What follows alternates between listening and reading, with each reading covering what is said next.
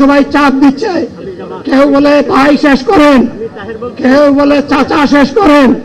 আমি তাদেরকে নিশ্চয়তা দিয়ে বলছি, আমার মত আমার আল্লাহ নির্ধারিত সময় থেকে 1 সেকেন্ড আগে হবে না।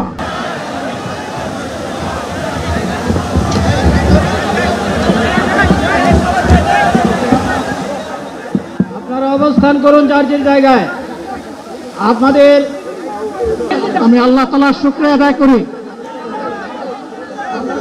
আল্লাহ তাআলার শুকরিয়া আদায় করি আবার আপনাদের সামনে দাঁড়াতে পেরেছি।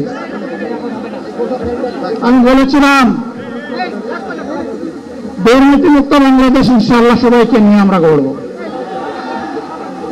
আমরা কথা দিচ্ছি বাংলাদেশ জামায়াত ইসলামী যদি আল্লাহ তাআলার মেহেরবানি এবং সরকার জনগণের ভালোবাসা নিয়ে সরকার গঠন করে, তাহলে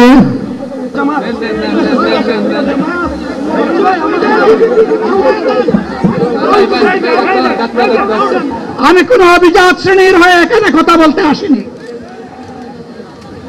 আল্লাহ তাআলার অশেষ মেহেরবানি, আজীবন সকল রক্ত চক্ষুকে উপেক্ষা করেছি, জেল জুলুমের পরোয়া করি নাই। আগামীতে যে লড়াই হবে, আমার আল্লাহ যেন সেই লড়াইয়ে আমাকে একজন শহীদ হিসাবে কবুল করেন। সম্মানিত বন্ধুগণ, আমাদের প্রিয় শহীদ নেতৃবৃন্দ 2006 সালের 28 অক্টোবর থেকে শুরু করে পল্টন গণহত্যা, শাপলা গণহত্যা, সারা দেশের গণহত্যা, পিলখানার গণহত্যা, 24-এর গণহত্যা, এই গণহত্যা যারা করেছে তাদের সকলের বিচার বাংলাদেশের মাটিতে নিশ্চিত করতে হবে। এদের বিচারের দৃশ্যমান প্রক্রিয়া শুরু না করা পর্যন্ত পুরানা ব্যবস্থাপত্রে বাংলাদেশ আর চলবে না। এতগুলা মানুষ এমনি এমনি জীবন দেয় নাই, জীবন দিয়েছে জাতির মুক্তির জন্য। যদি বস্তাপোতা পুরানা সবকিছুই টিকে থাকবে, তাহলে কেন তারা জীবন দিয়েছিল? যারা ওই বস্তাপোতা ব্যবস্থাপনায় বাংলাদেশকে আবার গড়তে চান, তাদেরকে আমরা বলি, জুলাই যুদ্ধ করে যারা জীবন দিয়েছে, আগে তাদের জীবনটা ফিরত এনে দেন। যদি শক্তি তাকে ফিরত এনে দেন, আপনারা পারবেন না। যেহেতু পারবেন না, কাজেই নতুন ব্যবস্থায় নতুন বাংলাদেশ গড়ে তোলা হলো ইনশাআল্লাহ।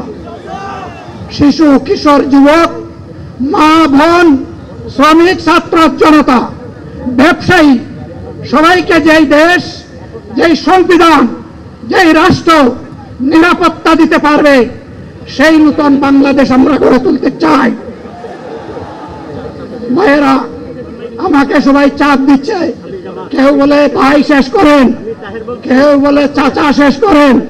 আমি তাদেরকে নিশ্চয়তা দিয়ে বলছি, আমার মত আমার আল্লাহ নির্ধারিত সময় থেকে 1 সেকেন্ড আগে হবে না,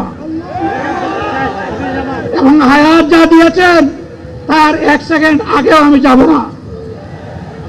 অতএব মহান আল্লাহর কাছে আবারও তৌফিক চাই। আপনাদের কাছে যে কষ্ট হয়েছে আপনারা, আমি তো এখানে শান্তিতে বসাচ্ছিলাম, আর চতুর্দিকে শুধু দৃষ্টি বুলাচ্ছিলাম। কি কষ্ট হচ্ছে আমার ভাইদের। প্রিয় ভাইরা, এই কষ্ট আল্লাহর জন্য। এই কষ্ট কার জন্য? ইনশাআল্লাহ আল্লাহ তাআলা আপনাদেরকে তার উপযুক্ত যাজা দুনিয়ায় দিবেন, আখিরাতে দিবেন। আপনাদের এই ত্যাগের বিনিময়ে নতুন বাংলাদেশ আমরা পেয়ে যাব। আসুন সেই নতুন বাংলাদেশের জন্য একবার স্লোগান দিয়ে শেষ করি, নারায়ে তাকবীর।